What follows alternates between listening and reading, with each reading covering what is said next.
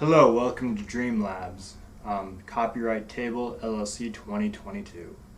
I'm Vigil, and this is Intro to Dreamwork Class 2 Ethics. I was trying to figure out what part of the base framework foundation I should be teaching for this class, and I realized that I must do a class on ethics since you'll be fighting wars as you travel across the multiverse. So first, what is ethics? The dictionary defines ethics as moral principles that govern a person's behavior or the conducting of an activity. In other words, it's doing what is morally right or morally right versus doing what's morally wrong based upon reason and your emotions. And I'll get into more detail on that in a second. So throughout human history, we've seen a progression of ethics. It went from a natural survival of the fittest or anarchist framework that an anarchist framework always allows the rise of a man who can either with his words sway people to work for him or with his brute strength coerce people to work with him. So it's either by the nib of a pen or the sword, both backed by wit and ability. And so to create groups out of an anarchist framework. So anarchy always results in some form of aristocracy or king. It never fails. And so with that understanding, we moved from survival of the fittest, the anarchist framework that exists because man is unequal in ability and knowledge, to natural law, which was religion coming along and saying there's a supreme creator who has given us these words or these laws that we must obey and follow because that's how creation is designed. We must follow the natural law or the natural rules of creation. And this includes the Ten Commandments,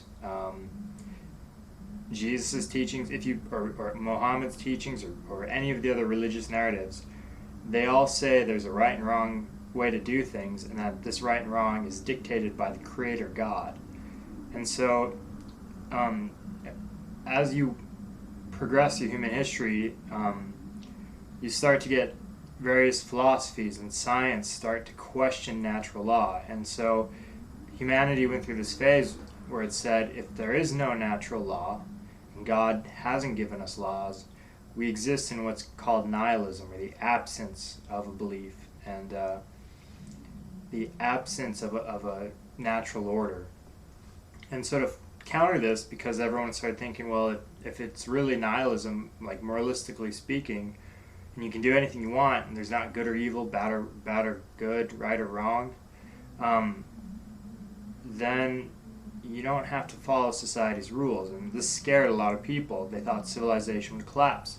So you have a community of thinkers come up with what's known as the social contract. And it says essentially that I agree to follow the rules that we establish, you agree to follow the rules that we establish, and because of this, we both benefit in game theory mutualism, like described by Nash. And the social contract is essentially what we have today. It's been thoroughly thought out. If you want to see the social contract at work at play in society, check out traffic laws. Like the street lights, the cars, the lines, the rules of like the road, the operational order of stop signs, and like letting people in, turning around, and then the community enforcement of those rules by the cops. This essentially is the perfect example of what the social contract is. So with natural law, you have these immutable, unbreakable rules and laws that are dictated by an infinite God. In nihilism, it says that doesn't exist, so there are no rules that we have to follow. And then the social contract says we're going to artificially make rules as a community, all agree to follow it, and then we'll even agree to allow a sub-portion of our community to monitor and police us to make sure we're all following it. So if you want to see, to know that society has really degraded and collapsed, you don't look at their economy. You don't look at essentially what's being said, because dissent exists in every society, whether it's oppressed or blinded through lack of education or news media blackouts and whatnot, censorship. You'll know society has collapsed when the social contract that exists in traffic collapses. So like when no one, like that's how you can tell a society has collapsed, is when the social contract, which dictates these things that we take for granted, like traffic laws, property rights and whatnot, when those collapse, society is done essentially. But to continue, to return back to natural law, I'm going to talk about the progression of punishment and retribution that has occurred in the Christian Bible. So you have the Old Testament, where the Cain and Abel, one of the brothers slaughtered the other brothers because he was upset that God preferred his sacrifice, or his brother's sacrifice, over his. He slays his brother. God says, I'm going to put a mark on you. If anyone attacks you, you will be, what's ever done to you will be avenged sevenfold. Now, what is avenged sevenfold? It means that it's a figure of speech. It doesn't mean you literally are just tortured to 7 times the amount of whatever you do. What it is it's a deterrence. Like God says, if anyone does attack you, I'll avenge sevenfold onto them. So it's not supposed to be this mechanism of like, horribly making someone suffer. It's instead supposed to act as a deterrence. And that's the real purpose of avenge sevenfold, not to get even in like retribution. It's to prevent you from being attacked in the first place, which is similar to the nuclear war theory of mutually assured destruction, or MAD. If you attack us with a nuke, we'll eliminate your society, essentially. And so that prevents you from being attacked. It's a deterrence. And then as you go further into the Bible, you start to see in the laws, in their justice system, an eye for an eye. And what does eye for an eye mean? It means that if someone hurts you and cuts your eye out, you're allowed to cut their eye out, and to even the scales of justice, which is you've seen these statues before. It's a woman carrying a sword, a scale of weighing to find a balance, and has a blindfold on. This is Themis. What she represents is the sword of punishment, or for justice, the scales of justice, which is eye for an eye. It's evened out, and she's blind theoretically because she can't see who she's who she's cutting the eye out of, so she's not biased by whoever it is that she's attacking. It's supposed to be a representation of what we created the court systems for, and I'll get into that later too. And then as you move into Jesus, you get to 70 times 70, which is forgiveness endlessly. And like in the Christian narrative, they're essentially nihilists, because nihilism is not just the absence of belief, it's actually also the belief in everything to the point that you don't believe anything. Like if you believe all things are true, then you don't really believe anything is true, just like if you believe nothing is true. And so the 70 times 70 was about taking what the Buddhists call karma, which is cause and effect, or a cycle of like you do something, it causes something to happen. Like the modern American notion of karma is that you do good things and good things happen, or you do bad things and bad things happen. That's actually referred to as pre-conventionalism in sociology, and I'll get to that too in a second. Hold on a sec. So you have Jesus essentially saying we have to take out from this society all the evil that exists by not resisting evil. And what does it mean by that? It means if someone attacks you, rather than avenge sevenfold and rather than eye for an eye, you simply let the debt, like you forgive the debt. Like if they want to steal from you, you just freely give it to them, and you have no ties to the world or the wealth of the world or your own suffering. And like Nietzsche, one of the famous philosophers regarding morality, later came along 2,000 years later and said that like the renunciation of the world of the Christian narrative was evil, and like he ascribed the will to power and the capacity to inflict suffering, and it's a lot like Machiavellism, but I'll get into all that in a second.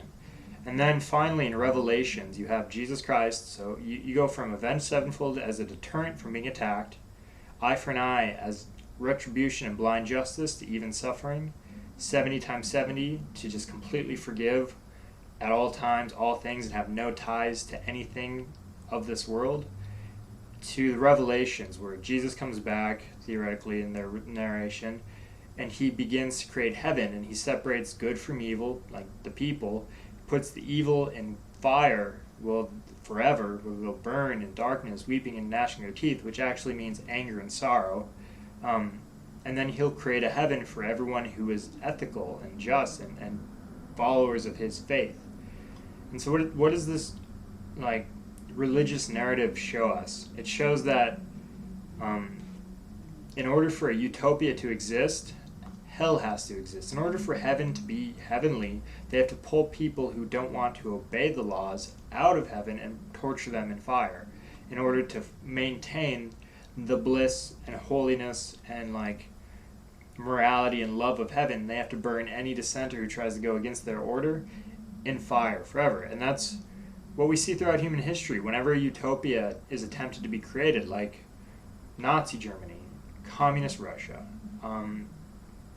any of the socialist or communist, fascist communities that were trying to create utopias, it always resulted in gulags and holocaust, genocide, and torture, and like monitoring programs. And like, it's not feasible in our reality, our human reality, in order for utopia to exist. But so that's the religious progressions of ethics throughout the Christian Bible. Then you have sociological understandings of ethics, which is like secular belief systems regarding ethics. You have pre-conventional, conventional, and post-conventional. Pre-conventional is essentially you do good things, you get rewarded. You do bad things, you get punished. And that's how you raise kids up to a certain level. Then you have conventionalism, which says it's the social contract. Everyone in the mob or the community agrees this is how it should be done, so we must obey the community's ideal. And then you have post-conventional, which is like a man who's been ostracized and like begins to think for himself and begins to decide his own belief systems regarding ethics. Pre-conventional is a lot like deterrent and reward to operate and condition you. Conventional is a lot like the social contract. It is the social contract. And post-conventional is the Ubermensch or the Superman from Nietzsche's writings. So going from there, you have these categorizations of in black and white understandings of morality in our modern society. And I'd like to stress that morality, there is a black, which I define as evil, and evil are things that should never be done. And white is perfect morality that no man can ever attain.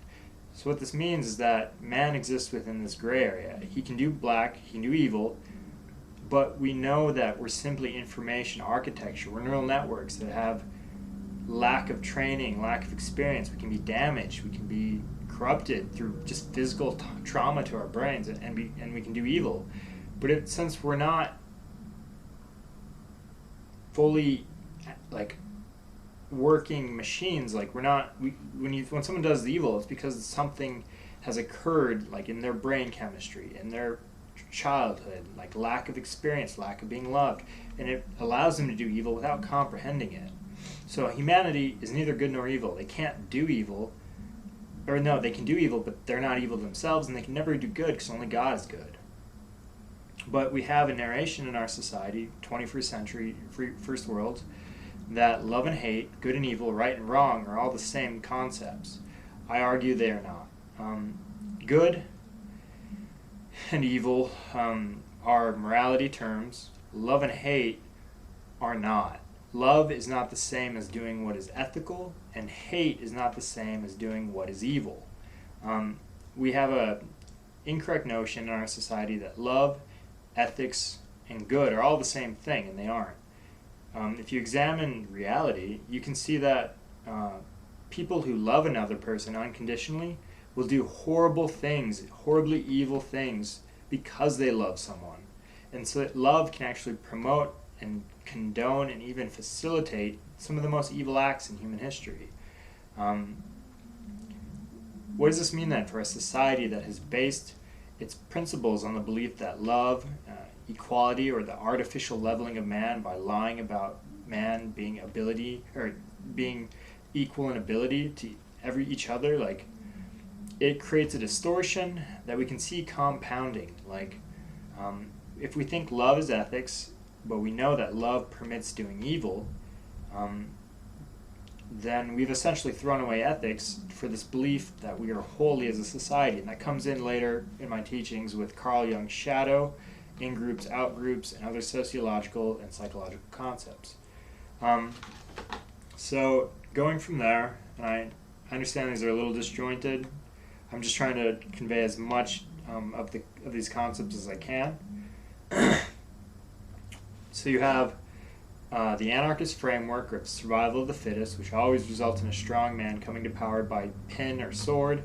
And so anarchy can only exist if there is rules to make it so anarchy doesn't collapse into a strong man, into a tyranny, or an oligarch, or whatever, an autocratic system. And as soon as you put those limitations on anarchy, it ceases to be anarchy. So anarchy isn't actually a system. It's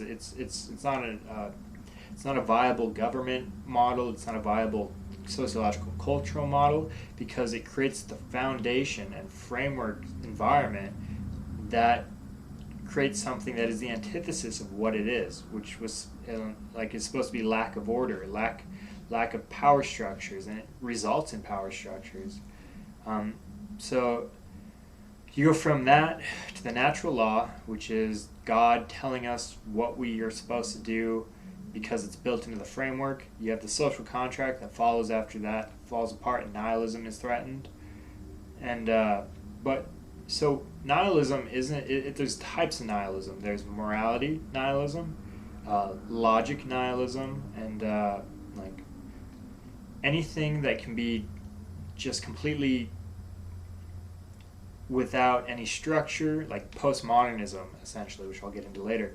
But so if the unknown, which is a philosophical belief system that says, it's not a philosophical belief system, it's a logic argument that says there is always the possibility of something existing that disproves any argument or proves any argument, and it's infinitely weighted both for and against all arguments that can be made, and it's always possible, which means it has a probability above zero, which means that you can't ever rule it out, which means nothing can be proven at any time. So what you choose to believe in, whether you choose to believe in nihilism, that nothing can be known, or you choose to believe in a reality model, a narration of self, or a narration of reality, it's completely faith. Like, it's absolute faith. Like, nothing can ever be known because of the unknown and the finite state of man, which can never be ascended to infinite. And even God has to acknowledge that there's the unknown. So God has to acknowledge there's something outside of his realm of understanding. So nihilism, when it's understood, results in you choosing to believe in something, which is faith. So nihilism results in absolute faith, which is ironic, I think. So moving on from there, by the way, I just want to say, if I seem a little disjointed today, or talking fast or whatever, I've had like 7 espressos, so I drank too much coffee, essentially. Cultural relativism and universal ethics. Cultural relativism is the belief that, like the social contract, there is no natural law. So every community of people determine their own rules and their own laws and like their own belief systems, and that's fiction. It's not a fiction. That really occurs. The question then becomes: are these culturally relative ethic frameworks or belief systems, are they going against essentially universal ethics which would exist? And it's like a natural law versus social contract, but understood under slightly different concepts, or under different concept keywords. I think that evil, or the black of morality, does exist, and I think it's a universal ethics. But I think that for the most part, man exists within the gray of what is good, right, or wrong, and it's culturally relative. Like Christians can eat shellfish, Jews can't. Muslims can't eat pork, and Christians can. Like, these things aren't really, like, to an outside observer important, but they're culturally relative natural law or social contract it is. So going from there, you have different eras of focus on like ethics with various different tools and belief systems. You have during the Enlightenment era the belief in reason and like that creation is almost mechanical and it can be decoded, deciphered, learned. And you have like the Renaissance man who's a polymath, an autodidact, or a man who's cross-trained in many disciplines who self-educates to become the Renaissance man, which is like the ideal man, or Da Vinci's man, or however you want to phrase it. And so the Renaissance, the the rebirth of humanity, because it was coming out of the Dark Ages from the natural law, which was after the Roman collapse. You have a period of natural law determining like the feudal status of man and whatnot. But anyways, so you have during the Enlightenment era and the Renaissance, man focusing on reason and logic and mechanically deciphering creation, like scientific method sort of things.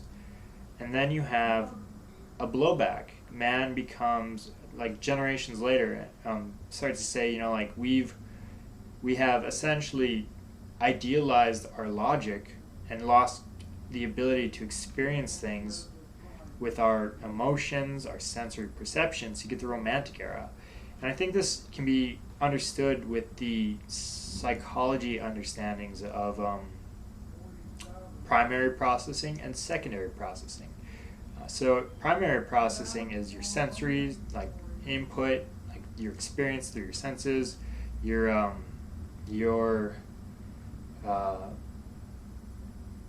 emotions, the irrational and sensory aspect of man, and that's what children are born with. And then they begin to develop ego or secondary processing, which is like linguistic modeling, the anthropomorphic narration of who I am, what I am, like what am I, who am I, what is my purpose, what is the environment I live in, which is used as linguistic modeling of like symbols that relate to sensory data components or sensory data modules in your mind, or memeplexes and whatnot.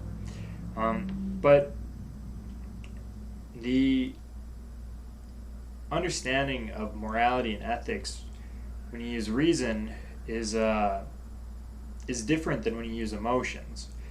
And I would say that our modern era, as to come back to the love and hate, good and evil ethics, we think love is simply an emotion, and we think that when we feel love, it means that we're correct, and it's not true. Like for the most part, nobody is right about what they believe. Like at any time, they can never know if they're right because of the unknown. But to continue, you have in this modern era the breakdown of the anthropomorphic understanding of reality and self, and they call it postmodernism. And so like you watch a Hollywood movie or you read books, you have the hero's journey or like the build up to the climax of the plot and resolve in like books, and you have it like good and evil, who people are, like they're story plots. And like we create these story plots in reality to understand everything. We use secondary linguistic processing, linguistic modeling, and we say like, I'm Vigil. I am this person, I believe this is who I am, it's my identity, and I exist in this environment, whether it's a Christian narration of God or it's an atheist narration of God. Postmodernism says these narrations are completely false. And like you start to see the postmodern literature, like not the literature about postmodernism, but the novels written with this understanding of postmodernism, they start to fall apart, like as the novel structure that was created in the ancient world. What does this mean for ethics? It says essentially that the narrations we used to describe right and wrong, good and evil, they're not really good. They're not a good thing to have. Like rather than saying like, I have done this all day, this is what I've been thinking about, Instead, postmodern says you're experiencing a whole bunch of random shit and you're trying to link it together into a cohesive narrative. And that's what anthropomorphism is. It's how we form identity of self. It's how we form our understanding of the environment. But postmodernism, if you read it, corresponds a lot to Zen philosophy. And Zen philosophy is interesting to understand. It's essentially they sit and they meditate on the term mu, which is their language, their mu in their language means nothing, and it's like the absence of anything. And they meditate on it, and so, or they meditate on what are known as koans or riddles, like what is the sound of one hand clapping? What did your face look like before your parents were born? And there's not really a good answer to these questions. What they're doing is they're feeding thoughts into their mind. Their mind is trying to answer the question, but it's never correct. So they just keep asking themselves, and it's like if you were to take a computer program and feed it data until it gave you an output that allowed you to activate a component in this program, like error checking failures do. And so they're hacking their brain by feeding it garbage questions that the brain tries to answer, and when it can't, they refeed the question, and they keep doing this until it cracks open their psyche, and it's a software program crack essentially of your neural network. But like postmodern says there's no narrative, it's all just random bits of data that we're trying to coerce into a narrative. And Zen philosophy says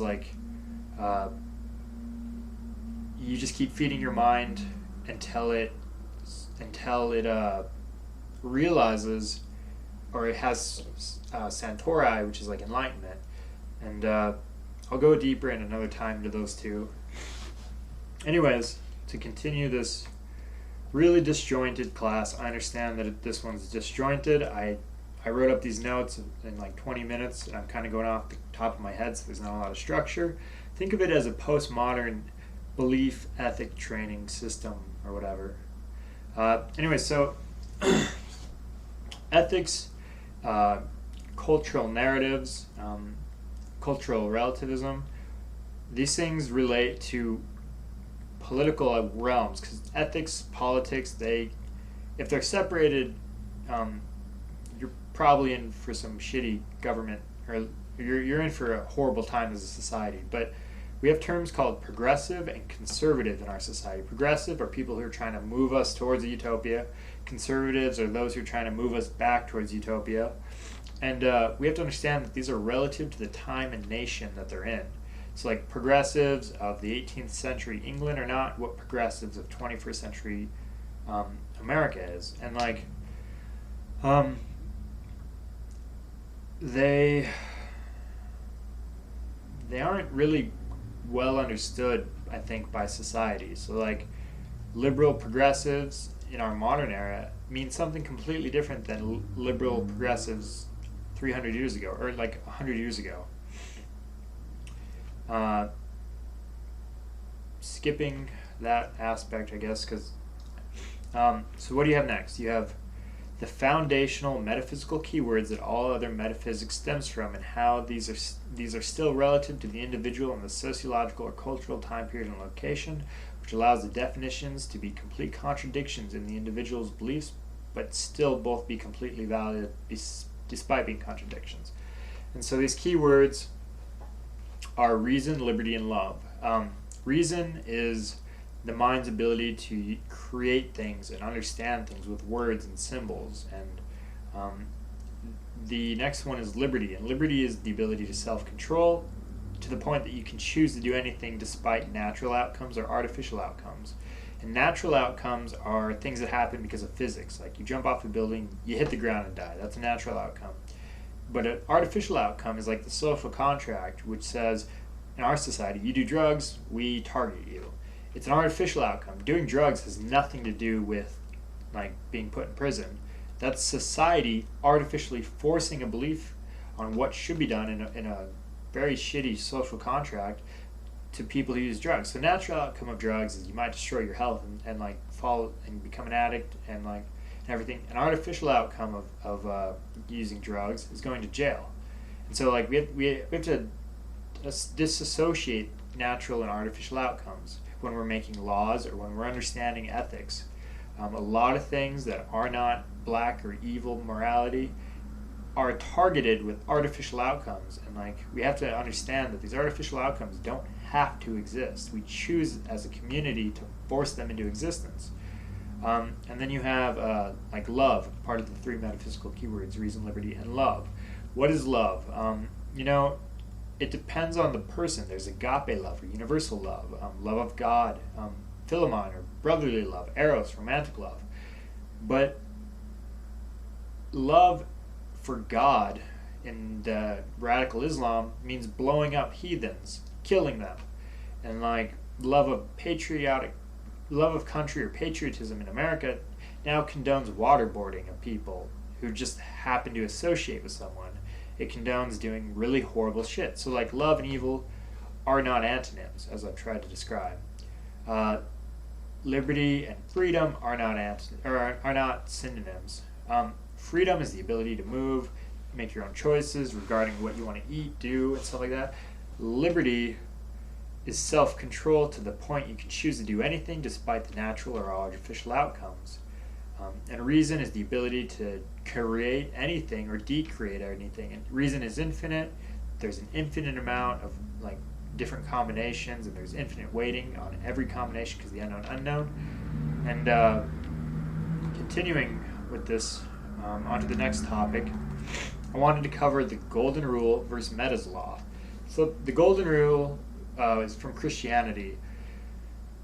This dude walked up to Jesus and said, "Jesus, what are the greatest commandments of like God?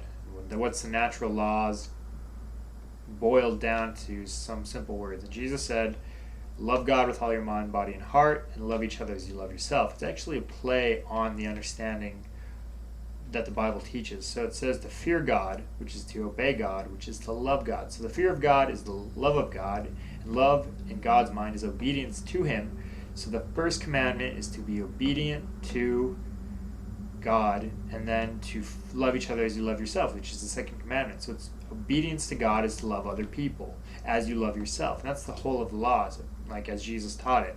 So like, I'm not a Christian, but what he's saying is these two laws really just mean one thing, and it's to love each other as you love yourself, and that is fulfillment of all the teachings. So the golden rule, do unto others as you'd have them do unto you, it's expanded by later philosophers who created what's known as Meta's law.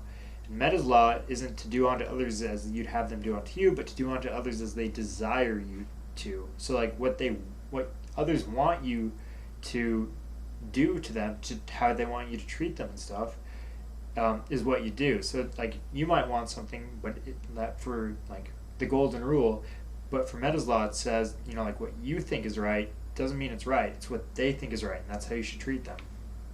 Anyways, so moving on, justice systems they have three components. They either level the suffering, as eye for an eye does, and like, so you commit a crime against someone, you get punished, and it's like a pre-conventional understanding, you know, operant conditioning, you do bad, we'll punish you, and like that acts both as like a deterrence and to level the suffering so that an eye for an eye can occur. And then like, but if the justice system goes beyond eye for an eye to avenge sevenfold, it's a retribution to like level the suffering or cause more suffering. And like they argue that when we have extremely harsh artificial outcomes to things that have relatively little natural outcome, like stealing something from a store, so like or whatever, like that has a natural outcome of like stealing $5, $10, $100 or whatever. Artificial outcome is way worse than what was taken. But this is the belief that like the broken window theory, which says if you see a broken window in a neighborhood, you might break another window because someone set the trend. And so it's a deterrence to try to break the will of the populace with artificial outcomes so we can maintain the social contract. And we accept this in a conventional sense while we use pre-conventional operant conditioning to control people. The justice system, though, is also starting to move, in their minds at least. I've been through the system and it's not quite there yet, but they believe rehabilitation or seeing something in society that is not good, grabbing the person, putting them through a re-education brainwashing program, or healing them emotionally or treating them psychologically so that they can then integrate back into society. That is not what we have right now in America. It's what we want to believe we have, but the reoffend rates of prisoners going out of jail is super high because they use torture to break the will of the individual. They use insane amounts of suffering, and like it's not what we have, and like rehabilitation of society in our prison systems. So to move on to another part, psychologically, where does ethics come from? Why does it, like, what is the general mechanisms of the psyche that create it? So Freudianism believed that you were born with id, and id is the desire to fight, fuck, please yourself in any way you can, eat till you eat, sex, fighting, destroying, anything. And it's malicious. It's not good or evil. It's just simply the desire to experience pleasure and like the avoidance of pain. And then you have, as a child's growing, superego begins to form. And superego is the rules that are both explicitly said and implicitly implied in tacit communications. And it comes from observing your parents, what they do and don't do, what society does and tells you to do or not do. And a lot of kids pick up on like things that like society says is wrong without directly saying it. And so if you have a really controlling parent or controlling society, your superego inside your mind will be abusive, controlling, and it can form really like bad neurosis. But if you don't have superego, you can become antisocial, psychopathic or sociopathic, and just do whatever you want, not worrying about superego. But it's in this battle between the desires of id, which are natural, neither good nor evil. They're just the dichotomy of how your neurons work based on pain and pleasure. As this id tries to fight for what it wants, and the superego is pushing it down, saying you can't do that, your ego begins to form, and it's why secondary processing develops in children. So ego is not the common narration of pride or of self and whatnot. Ego is literally just your ability to comprehend reality with linguistic modeling and then figure out how to get past superego to satisfy id. And you learn defense mechanisms like suppression, repression. They're primitive defense mechanisms, and but then you start to grow smarter and you begin sublimination. And so ethics is always trying to be defeated by id, essentially, or id is trying to get what it wants, superego is telling it no. So ego is the formation of your mind saying, well, hold on, I can delay. There's a psychology study that says, sits kids down and it tells them, if you do not eat this snack we've put in front of you, we'll give you double if you just wait 5 minutes. The kids who are able to delay eating the snack for 5 minutes have been shown to be more successful in life because they have stronger ego, secondary processing, intelligence, and delay of gratification and whatnot. So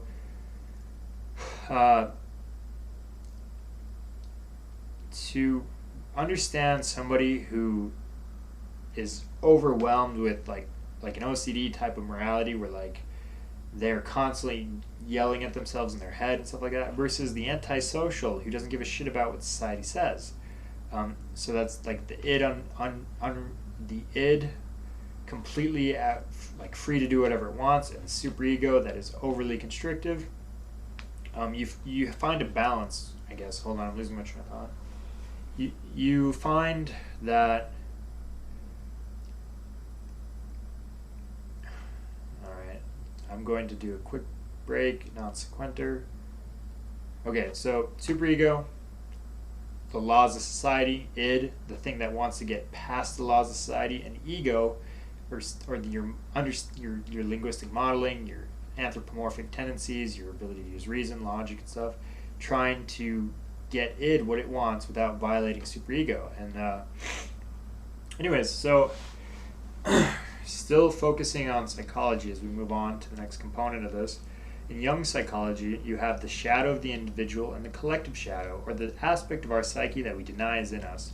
The capacity to rape, murder, pillage, destroy, and do horrible evil exists within every single person, and to say that it doesn't is just a fiction. And so shadow work in Carl Jung's like philosophy is this idea that you have to say, like, I'm not like this holy narration, I'm good, they're evil, they're wrong, they're bad, I'm not bad, I'm a good person. And instead you should realize that like you're amalgamation of like both the ability to do great things and the ability to do evil things, and they often can stem from the exact same thought processes. And so he talks about how like repression of the shadow causes you to project it onto others, and then you try to destroy the other. And we saw this in Nazi Germany. A collective shadow was repressed, and then it was put onto the Jewish population, and they were exterminated. And so a society that like can't see that love and evil are not antonyms, that they themselves have the capacity to do the most violent, evil things, and that humans aren't good or evil, they'll create things that are called in-groups or out-groups, and like they'll create an echo chamber or a community that begins to just repeat this narration to itself and lying to itself about everything, and then reinforcing those lies as they confirm it with each other. And this is known as the Asch conformity experiment, which is where they showed 2 string links to 5 people, 4 of them being actors, 1 person being the subject, and then they said, are these the same size string? And the 4 actors were paid to say yes. They were completely different string sizes, and then this 5th person literally had their visual perception hallucinate and forced into conformity with the falsehood and an intersubjective overpowering of their subjective reality, which was actually the correct understanding of objective reality, which was the physical spatial sizes of the strings. This conformity with an echo chamber, and like it combines with the Milgram's authority experiment, which says that like people will do what they're told, they will just follow orders if you just have an air of authority or like consensus. It literally, like, these in-groups warp your mind, distort your reality, cause you to have delusions and hallucinate. And so this ties in with like the Stanford prison experiment and cancel culture. The repressed shadow with a society that says love is ethics, and that we're loving, they're evil, or we're the in-group with echo chambers and Asch conformity, that over time literally warps your mind like the Nazis did, and they're the out group. So we have to destroy them because they're evil, they're the Democrats or the demon rats, like according to the Republicans, or vice versa, or the Christians, the atheists, the Muslims, and the Jews. It's all just man repressing his belief that he's capable of evil and that other people aren't evil. But so to dig a little deeper into outgroups, or the other, the community that is not us, that is the source of all our problems and evil, how does that form? And it's basic cognitive neuroscience when you really look into it. So discrimination, or treating a community poorly because of their categorization or the labeling and the boxes you put them in. So I think that includes racism, sexism, anything that is a categorization that you then treat poorly because they're of that categorization. So why does this form? So stereotype thinking. And a stereotype is when in psychology, you have assimilation or accommodation. Accommodation is where you say, I've never met this person. I'm going to create a new template model schema, which is a template in your brain that uses heuristic laws, which says, every time you see an object and you know what it is, but you've never seen the object before, that's a heuristic rule. Does it have 4 legs? Is it made of wood? Is it this? Oh, it must be a chair. And that's the schema for a chair based upon the heuristic laws. And we do this with people, and that's why stereotyping exists in our society. And And like, you can't rid yourself of it. That's how the brain works. Stereotype is object-oriented programming in a neural network using heuristic laws.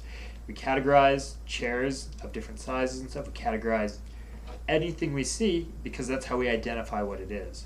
And when we meet people, we either accommodate or assimilate into these categorizations. Assimilation is when you say, I know someone like this, so that's what they must be like. And it edits out some of the outliers and it distorts your understanding of them. You create ideals, or you instantly bias yourself. Bias has positive, negative, and neutral. Positive bias is where like, hey, that's a celebrity. I'm going to buy that makeup because they're advertising it. Or it's a negative bias. Hey, that's a Democrat. I hate what he says because he's a communist or whatever. And neutral, which says, like, I don't have any feelings for or against them. But so bias, both negative and positive, distort people because you're assimilating them. Accommodation is where you create a whole new template for them and you allow the whole image of them to be let in your mind without editing it out with your neural network. But so why does discrimination start to occur? And like, it's discrimination must be understood as stereotyping with a bias. You can eliminate the bias, make it neutral, but stereotyping is literally how the brain works. It's how we're able to see object-oriented reality. As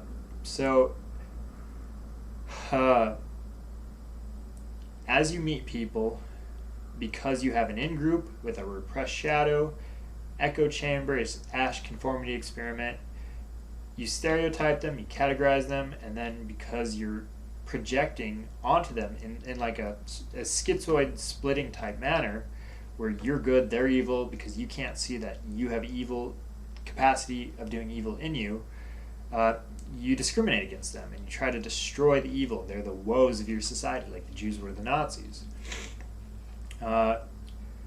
So regarding racism, just to reiterate really quick, stereotyping is object-oriented programming by the neural network using schemas that heuristic laws which categorize stuff. And because of your belief systems, your experiences, your anecdotal understandings, you bias things often without realizing it, either with a positive, negative, or neutral mechanism. And then when you negatively bias a stereotype that is assimilating instead of accommodating, you begin to discriminate, and that's where racism and all those other things come from. So moving on from the psychological understanding now of various concepts which all relate to ethics. If you discriminate, you treat people poorly because of a bias that is a result of accommodation or assimilation from your stereotype thinking mechanism, which is how your brain works and understands reality. You can see that objects are these things without having ever seen them before. Let's go into a larger sociological understanding of ethics using government, society, culture. So first I want to cover one of my favorite authors is Machiavelli, and his Machiavellianism is often misunderstood. The most quoted or paraphrased part of the book, The Prince, which is often misread as him saying to make deals that you don't intend to honor, or deals made in bad faith, which when corrected, is actually saying that a prince doesn't have to honor a deal with anyone if the person has intentionally made the deal in bad faith to deceive the prince. So what this means is that you don't make deals that you don't intend to keep, but if someone doesn't keep their end of the deal or they made it in bad faith, you're not required to honor your end. That's all he was saying, and it's often misquoted. But he also talks about how you need pragmatism or doing what works rather than what is the ideal. You can't bring utopia into the world without creating hell. So you do what is pragmatic instead. You create a libertarian framework that provides relative freedom and so pragmatism and leadership roles that require leadership to do what works instead of what the ideal choice is it's required. Pragmatism is required to maintain a nation, to keep it from destruction.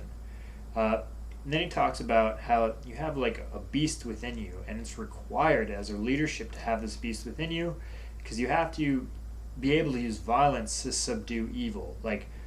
Love condones evil for that which is loved. And like we have this antithesis belief that corporal punishment or violence is hate and opposite of love, even though love will do violence for that which is loved in an evil manner. Without violence, evil prevails. Like kinetic violence, strong men are required to subdue evil, and evil is within all of us. So like it requires a level of self-violence to control id, and like controls a level of violence like by society to control people who are without superego. But this level of violence is culturally relative, and I'll get into that in a second. But the beast within and the role that it has in leaderships is required to maintain the health and liberty of a nation. When is it permissible to use various levels of kinetic force to subdue or eliminate threats to a nation, a community, or an individual? It's relative, like we have just war theory in America, which says we're allowed to do first strikes against enemy forces in the name of self-defense. If they have the capacity to destroy us, we must destroy them before they attack us. And like, there's a lot of blowback to that. It starts to bring into questions of who's the aggressor is, who's being imperialistic. And I saw a Christian writer apologist trying to justify just war theory, saying Jesus Christ would want us to. And this was the Jesus Christ who taught 70 times 70. It just doesn't make sense. Intimidation, as you can hear the Jets, it's a form of violence to coerce behavior. And when is it permissible? When is it not? It's culturally relative, I think. Civil liberties versus safety. In the modern age, since 9/11, our entire society has been trying to debate this question. What level of surveillance do we allow on our people, even though it's against our laws, our foundational laws? What level of weaponry can the citizenry own in order to defend themselves both from each other and from the government or other governments, like anybody, the right to self-defense, which is what just war theory is predicated on. You have, in our society, gun rights, or the right to self-defense against both under other individuals of the community and against the government or state when it begins to oppress the population. And these gun rights are debated constantly in our society because the news media picks up shootings, presses a narrative, people react emotionally, or like the romantic era morality, which says, I feel this, so it's what's true, rather than saying, I feel this. It could be a distorted narrative, a cognitive distortion, or like a mental neurosis that makes me think I'm right because I have these anthropomorphic stories of self and reality. In reality is their delusional belief systems. Like you're not including all the outlier arguments when you say guns must be removed from our society. So to focus on the gun rights thing, why must we accept the constant shootings in our society? Well, first off, there's 320 million people at least in our society, and we have about 300 shootings or 1,000 shootings a year. It's not epidemic. That's not epidemic. That's an extremely small fraction of our population. It's a fraction of a fraction of a fucking fraction. And our entire community has guns. So 320 million people with guns, and we only have shootings 1,000 times a year. I understand shootings are horrific, but to understand why we have to endure these shootings, and if you get away from the emotional arguments, death of innocent people is never good. But if you get away from the argument that says, we must make ourselves safe, you're safe. The chances of you dying in a shooting are they're so astronomically low that it's not going to happen. But why do we accept this level of shootings? And it's the same logic that we use when we're engaging in war. It's collateral damage for what we're gaining by allowing our entire community to have access to these weapons versus what it costs us. It's a cost-benefit ratio analysis. And the reality is that, as we see in Ukraine, if they didn't have guns, they'd be run over. In America, if we don't if we didn't have guns, our national security policies or a national security posture against other governments, like when in World War II, Japan decided not to invade America, and they quoted it can be paraphrased the quote as, "There will be a rifle blade under, or there will be a rifle under every blade of grass," and if we were to have a system failure, an AR-15 is how you fight off a band of 20 people from your home, and like it goes a little bit deeper than that. If you want to get into like why we need handguns, if a woman is approached by a man who's like 100 pounds heavier than her, a handgun is how she prevents herself from being raped, and then like being forced to like, or then being having to have an abortion. So like, if you want less violence against women, you have to maintain handgun laws and make handguns easily available to them. Handguns prevent rape. Handguns are also used in school shootings. Which is more prevalent in our society? Which one do we have to decide? Do we want to allow women to be unarmed so violence can be committed against them because they don't have the means, the tool to defend themselves? Or do we say we allow school shootings? Because it's the same question. Like, you have the choice as a society to arm every woman to end violence against women by larger aggressors, or you can let those women be vulnerable and have a certain amount of school shootings. And so like, is this understanding like regularly like talked about? No, because we're using like incomplete narrations of why we are getting rid of weapons or why we need weapons. But it's like cars. Cars kill a percentage of people. We accept this as a natural part of having the ability to travel in cars and whatnot. And I know it's to a culture that can't accept a level of death, a level of risk, and a level of insafety or unsafety in order to maintain liberty and self-defense. It seems like an argument that to them is appalling, but the reality is that guns, handguns specifically, prevent women from being raped. Do they use them in school shootings? Yes. So which do you prefer to occur? Because it's only one variable. Either you allow guns or you don't allow guns. If you don't allow them, no school shootings, more rapes. If you do allow them, less rapes, more school shootings. So civil liberties versus safety, it's a spectrum that must be balanced, but it's poorly understood in our nation. But it's an ethical question. Moving on to free speech, blasphemy, and blasphemy, both as religion and ideological forbidden words, and slander. In our society, we were founded with a hardcore free speech, and in ancient worlds, like, they would kill you for blaspheming. Like, the reason they justified killing Jesus was because he was blasphemously claiming to be God. And that was against their Jewish law, so they condemned him.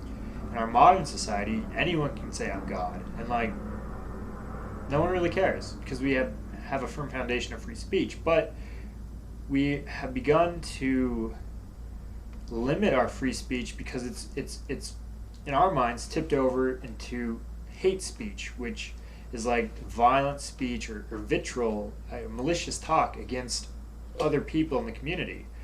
And if you look back, like around the time of our the nation's founders, the American forefathers, or foundation builders, whatever you want to call them, they would burn effigies in public squares of the king, like hang him and then burn him. And if that's not a overt threat, and then no amount of symbols is an overt threat. So I guess our understanding of free speech that is now tied into our community safety, like gun laws have become, we have chilled and destroyed free speech in our nation. And so, like, if we begin to see every violent tweet, every violent thing that is said on the internet as an effigy, like our forefathers burned effigies of the political leadership, we now start to realize that we don't have free speech anymore. Like, if you can't say something violent against the leadership, like our forefathers were doing to the king, and like, if you can't do that, then you don't have free speech. Like, free speech is the ability to say whatever the fuck you want without consequence, essentially. Like, is there laws like slander and libelous? Yeah, but like,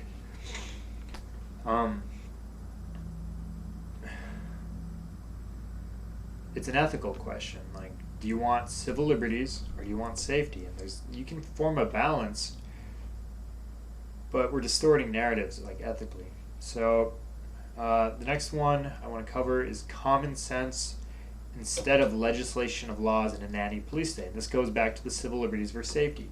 Liberty is better maintained by the absence of laws. Like, if you want libertarian frameworks, you build a foundation of things that are protected rights instead of restricting rights. Like, when you restrict things, you're moving towards safety. When you protect, like, various actions, you're moving towards liberty.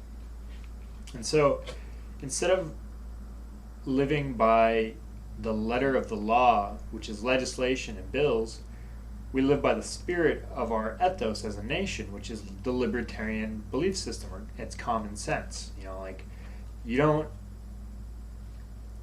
need a law to restrict someone's free speech. I don't know, hold on. I'm losing my train of thought for a second. Our modern society has chosen safety over civil liberties. And we know this because we have laws instead of common sense. The less laws we have, the more civil liberties we have. And but in order to exist in a nation like that, you gotta live by the spirit of the libertarian ethos, which is common sense, and rather than the laws. Sorry, I'm reiterating a whole bunch. My coffee buzz is starting to get to me. So, judicial system, courts, and prisons. Judicial systems are designed to maintain order in a society. Courts are designed to filter out the false accusations, and prisons are designed to deter, level the suffering, or rehabilitate. And they are notorious for being corrupted. Judicial systems are corrupted by bad judges, bad lawyers, bad cops. They're also corrupted by bad laws, like legislation that should not be, that isn't ethical, and it isn't legal by our foundation. It's probably the main source of judicial corruption. But once the system begins to form hypocrisies and corrupts, it bleeds into everything else. It's like the broken window theory, but instead, when a bad law gets passed and it's enforced, it corrupts everything in the system, as we see with the war on drugs doing.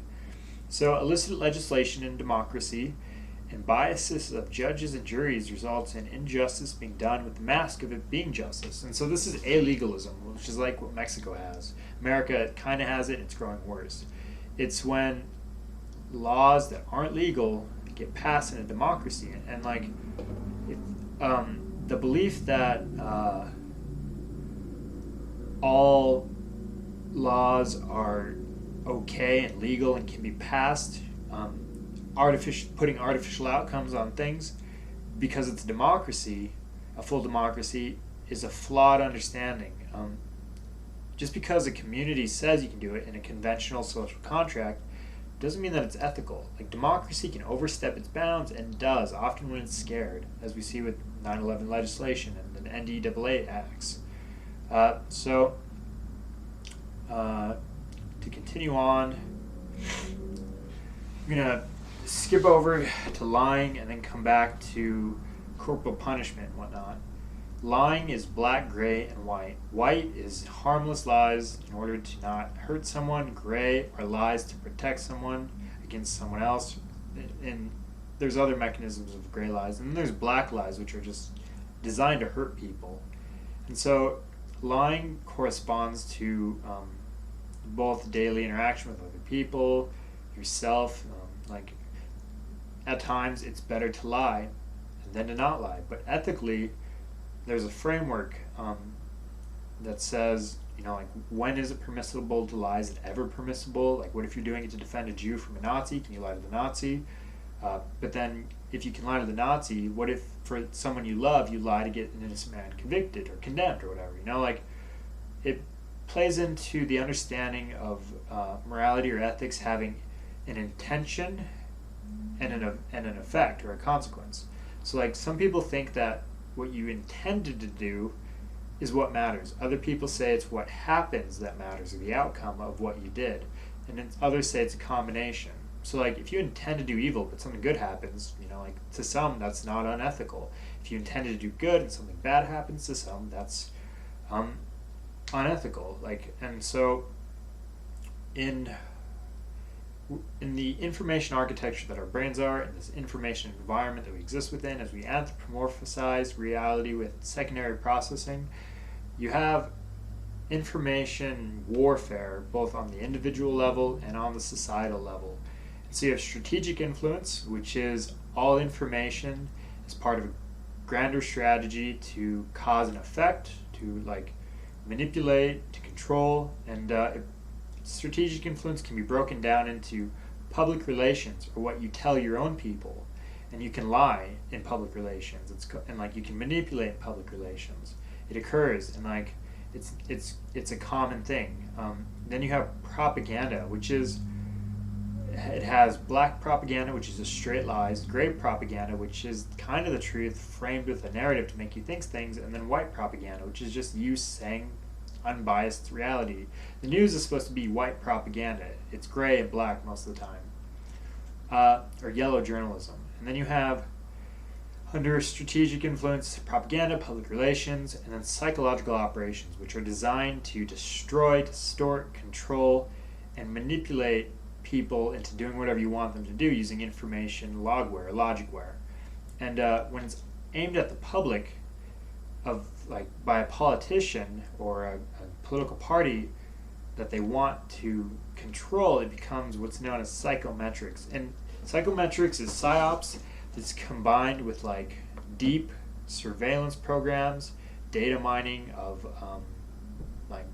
data mining of your consumer data, your actions, your thoughts, your beliefs, your social media, combined with targeted psychological operations. And these are extremely sophisticated now. They have ocean algorithms which can take your data, figure out everything you believe in, and then with a meme that is now artificially created by a computer, using feedback, adjusting it over time, it'll and then using ad space to fire a logic weapon at you. And it's designed for these weapons are highly specialized. One ad may be aimed at only 50 people, and there may be millions of people they're doing this to, creating 500,000 ads that are aimed at specific people with various warping of the messages that are created by computer algorithms from the data mining programs. And they can literally change your belief system with a single ad, or they can distort your mind, and they can manipulate who you will vote for using this highly efficient algorithm data feedback mechanism to destroy your logic. It's called psychometrics. It's been around for a long time, but with social media, the internet, instant communications, hyper advanced computation rates, neural network creating the ads, it's become such a sophisticated science that they can make you vote for anyone with one of these ads, and you can't even fight the belief systems because they're warping your mind with psychometrics. Anyways, to now jump to another component. I understand this is very disjointed and a long thing, but corporal punishment versus cruel and unusual punishment. Why do the cartels and other terrorist organizations use extreme corporal punishment and violence against the flesh to maintain order in their communities? And how can this be understood as the exact same intention that the first world nations have when they use prison sentences and confinement? How did this understanding create the cartels which became so violent, and how is it the result of the first world's attempt to use the same amount of violence that was hidden in plain sight?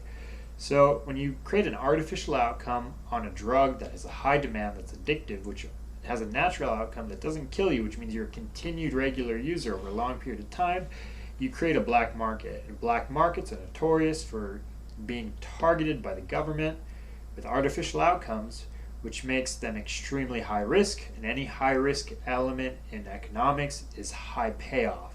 If there's a high risk of you going to jail, which is an artificial outcome, not a natural outcome, imposed by the social contract of the legislation of democracy, which is probably overstepping what it can or cannot do with the laws.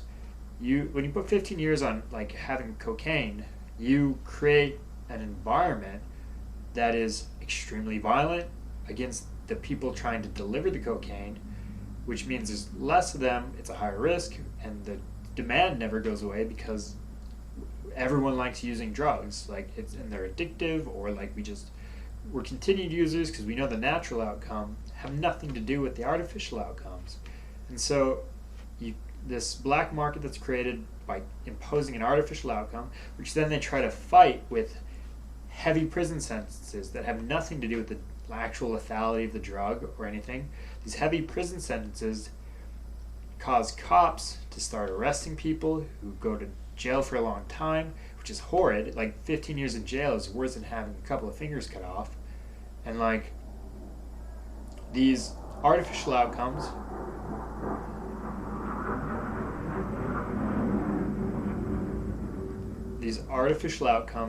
which are horrid violence against these dealers who are doing high risk black market operations for high reward, they realize in their minds that it's better to try to shoot the cop than to go to jail. And so the cops start arresting people, the people start shooting at the cops get scared, start hating the public because they're getting shot at. No one wants them enforcing these laws.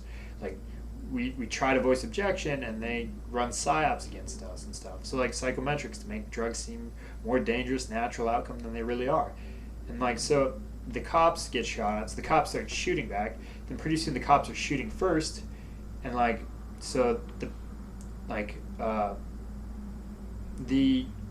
reality then it starts to become where the cops start using informants and like using heavy coercive prison sentences, artificial outcomes to coerce people into like testifying against each other. And so the artificially imposed social contract mechanism of a democracy passing legislation that has nothing to do with natural outcomes against drugs, which create a high risk, which means high profit black market, which then bleeds into creating other crime because they're using such heavy prison sentences against the people dealing drugs. And then they start using informants, and like so they start shooting at the cops start shooting back, and pretty soon you have the cartels, which are a community that is running a black market with $1 trillion a year, which only exists because of the artificially imposed laws or artificial outcomes imposed by the laws, which aren't just. They have nothing to do with liberty or safety. And so the cartels, in order to maintain order, and this is where you have, like, they don't have prison infrastructure. They don't have corrupt legislation. They don't have the implementations of torture that America has, which is long-term confinement, as they steal people's lives artificially with artificial outcomes for like things that aren't really that bad. Like drugs aren't that bad. Like the outcome, a natural outcome of using drugs is relatively minor compared to the artificial outcomes of putting people in cages and shooting at you and like coercing you and stuff like that. Like, so the cartels, in order to maintain order without the prison system of being able to put people in a cage for 20 years, notorious for violence and like torture and rape and shit, which is America's prison systems, they kill people instead, or they torture people. And like, if you look at the equivalent or the amount of suffering, cutting off somebody's fingers versus putting them in a cage for 20 years, cutting off their fingers is the lesser punishment. So like, America has hidden in plain sight horrid amounts of violence against relatively innocent people that were just doing things that like a large portion of our society doesn't disagree with.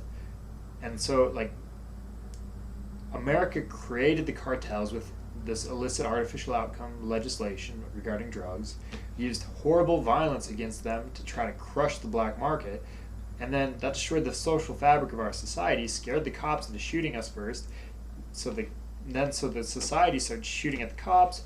And like, in order to maintain order and discipline in their society, they use corporal punishment, where we use confinement that's agonizing over like stealing people's lives. So like, it's the same thing. Like the reason the cartels torture people, it's the same reason America tortures people to maintain order, and they're both artificial outcomes that are fighting each other for their own communities, and it's all a result of corrupt legislation. But so, what is a black market versus a gray market? Drugs are the gray market. Like, they don't. The natural outcome of using drugs isn't really like depending on the drug. There's a lot of drugs out there. Like, it's not morally wrong to use drugs. It's not morally wrong to use to to like buy drugs or whatever. Like, it's a natural outcome that doesn't really hurt anyone. The artificial outcome, though, makes the crime around it, creates the profit motivation, creates the corporal punishment on both sides, creates this this contention between the people and the cops. It's like people in Compton chilling outside their houses, and cops roll up on them, pull out guns, and start harassing them. That wouldn't happen without the war on drugs. The war on drugs is responsible for the continued violence against blacks. And like, it's responsible for the budget deficit. It's $1 trillion a year that's not going into our coffers.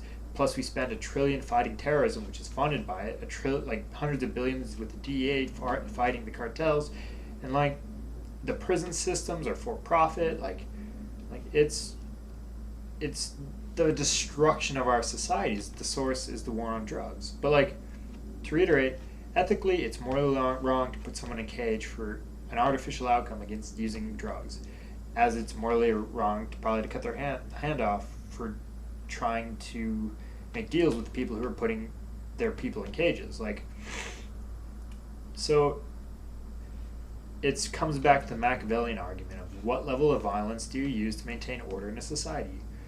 American cartels use the same amount. They use them for the same reasons. And so ethically, like, it brings to question like the whole argument of like them being evil, us being good. Our shadow repressed. We don't see the prison systems are hidden in plain sight, and we don't understand that there are artificial outcomes that are creating the black market and creating the crime, stuff like that, and that using drugs is not a moral failure. Anyways, so liberty versus safety, common sense, less legislation, focusing on natural outcomes rather than trying to distort and warp society with artificial outcomes. Safety is the antithesis in government from liberty.